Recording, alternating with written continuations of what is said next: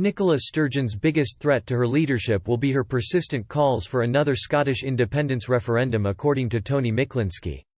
The Scottish Conservative councillor told Express.co.uk that there will be growing frustration within the SNP regarding the lack of progress made in their bid to gain a second referendum.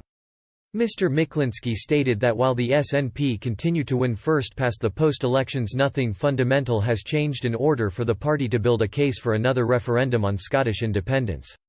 Mr. Miklinski said, "I think the greatest threat to her leadership is that she comes back to the debate on independence post-COVID. It is already starting." She has continued to be told by the UK government that it is not going to happen because that is not what the Scottish people voted for. "You just cannot ignore a referendum. We have seen that with Brexit and Scottish independence. You have to pay attention to it. Once you have offered it, you can't take it back. The Scottish people made a decision that is binding on the SNP. Nothing fundamental has changed no matter how many times they win first past the post-elections, because it is so biased as it is the SNP against at least 3 other parties and the vote is split. It only matters in a referendum and they were told no." He added, "So as the frustration grows, the frustration with their leader will grow. I can see that happening in the coming 12 to 18 months."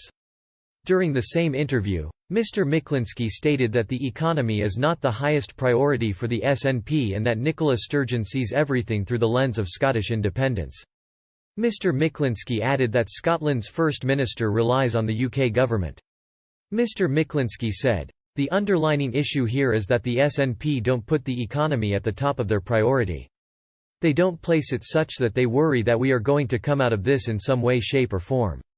This is because they can rely on the UK government, and they do rely on the UK government. So that puts them in a very comfortable position politically and, of course, Nicola Sturgeon sees everything through the lens of independence. That is always the underlining factor on how she is going to act."